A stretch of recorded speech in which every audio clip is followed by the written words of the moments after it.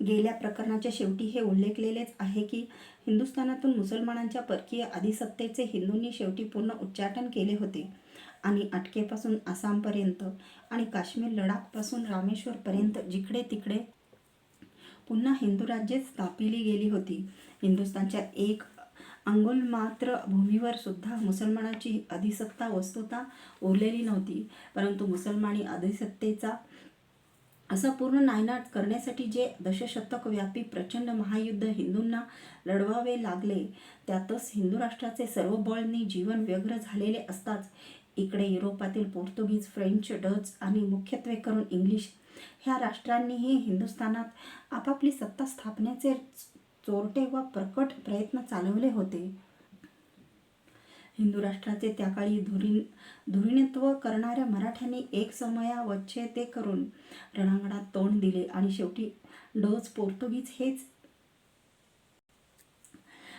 पोर्तुगीज, French ह्या तिघा European राष्ट्रांच्या आक्रमणांचा जरी पुष्कळ यशस्वी प्रतिकार केला तरी इंग्लिशांनी मात्र मराठे मुसलमानांशी तशा प्रांतिक युद्धात गुंतलेले असताना ती संधी साधून बंगालच्या बाजूने तिकडे असलेल्या दुर्बल मुस्लिम नवाबांना पायाखाली तुडवीत हिंदुस्थानच्या त्या भागात हळूहळू आपली राजसत्ता स्थापिली. त्या बळावर त्यांनी त्यांचे सहस्र आक्रमण पुढे चालवीत दिल्लीपर्यंतच्या भूभागावरही त्यांचे स्वामित्व नावाचे नसले तरी वस्तुतः स्थापन केले.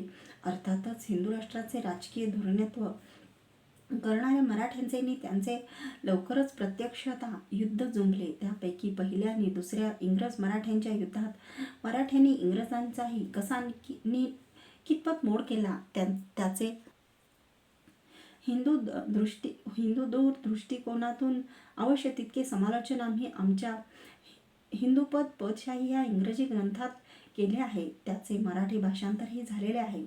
जिज्ञासू वाचकांनी ते वृत्त त्या पुस्तकातून वाचावे. त्या समालोचनावरून खालील दोन ठळक विधये स्पष्ट होतील.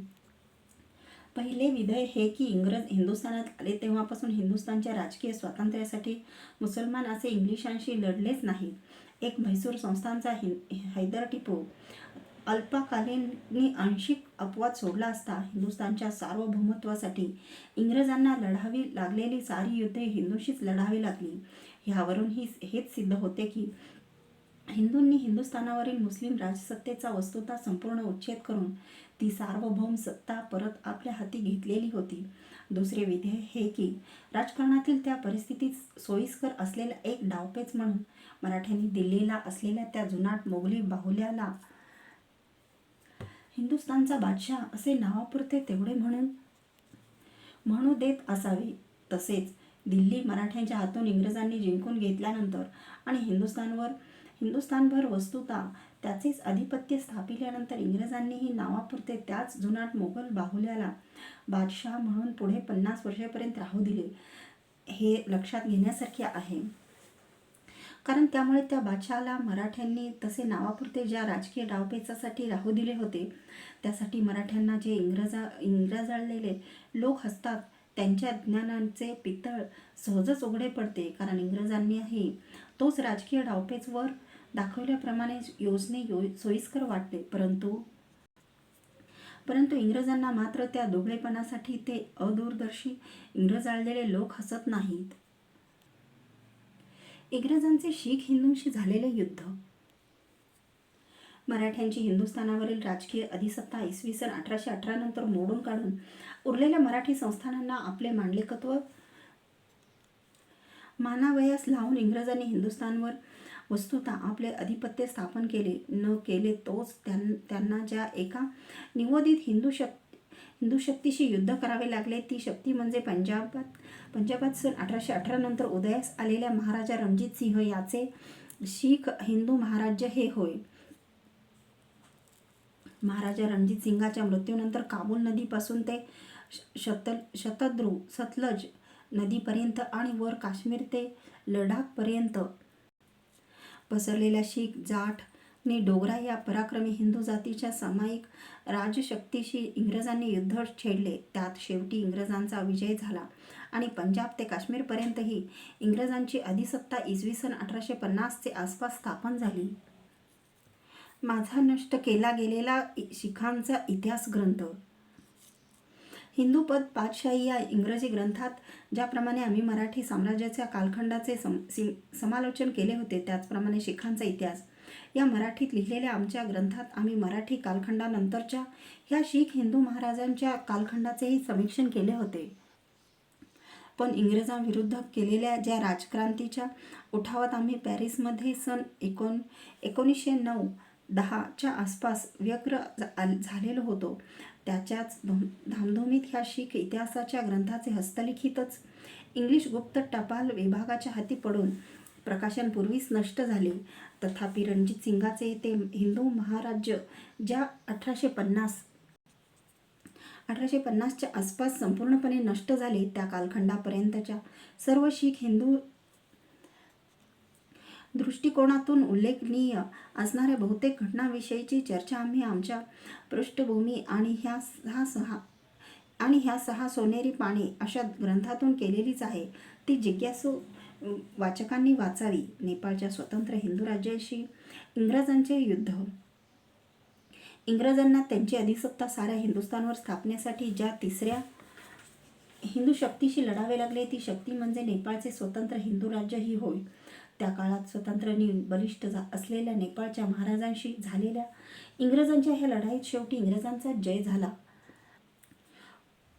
पण तो जय नेपाळचे हिंदू राज्य नष्ट करण्या इतका प्रबळ नव्हता. नेपाळच्या हिंदू राजाला इंग्रजाचे मांडलिकत्व तेवढे मानावे लागले. ते सोडल्यास सर्व प्रकारची त्याची अंतर्गत स्वतंत्रता अबाधित राहिली. पुन्हा नेपाळच्या हिंदू राजाच्या अशा अस्तित्वाची इंग्रजांच्या हिंदुस्थानावरील साम्राज्य सत्तेसाठी पुढे बऱ्याच काळापर्यंत आवश्यकताही होती. कारण इंग्रजांच्या सैन्याला अत्यंत शूर आणि कडव्या हिंदू गुरखा सैनिकांचा पुरवठा करणारे नेपाळ हे सर्वात सुपीक क्षेत्र होते. हे हिंदू गुरख्यांचे सैन्य हिंदुस्थानातच नव्हे तर युरोपाधिक परखंडातही फ्रेंच, जर्मन इत्यादी इंग्रजांच्या समबल असणाऱ्या गोऱ्या शत्रूंशीही तोंड देण्यास समर्थ ठरे. त्यातही इंग्रजाला हिंदी साम्राज्याच्या उत्तर सीमेवर चढाई करून येऊ शकणाऱ्या आणि इच्छिणाऱ्या त्या काळच्या बलाढ्य अशा रशियाच्या आक्रमणांची सदोदित भीती वाटत असल्यामुळे त्या रशियन साम्राज्याच्या आणि हिंदुस्थानातील ब्रिटिश साम्राज्याचा हा संभाव्य संघर्ष शक्यतो अकस्मात आणि सहज घडून नये म्हणून त्या दोघांच्या मध्ये नेपाळसारखी एक लढाऊ शक्ती, किलक राज्य, बफर स्टेट म्हणून अस्तित्वात असणे हे इंग्लिशांनाच त्या काळी अभिप्रेत होते. वर सांगितल्याप्रमाणे मराठा, शीख आणि नेपाळ ह्या तिन्ही हिंदू राजशक्तीचा असा पराभव झाल्यानंतर त्या संघर्षात अंतिम विजय पावलेल्या इंग्रजांचे हाती हिंदुस्थानाचे राजकीय प्रभुत्व संपूर्णपणे गेले. ईस्ट इंडिया कंपनी ही जी एक लहानशी व्यापारी मंडळी इंग्लंडमध्ये इकडे हिंदुस्थानात शिवाजी महाराजांचा उदय होण्याच्या आसपास स्थापन झालेली होती, त्यात एक दोन वखारी काय त्या हाती असलेल्या यक्षित कंपनीचा व्याप वाढता वाढता अशा रीतीने इसवी सन 1850च्या आसपास तीच हिंदुस्थानच्या साऱ्या महाराजाचे स्वामित्व संपादित झाली.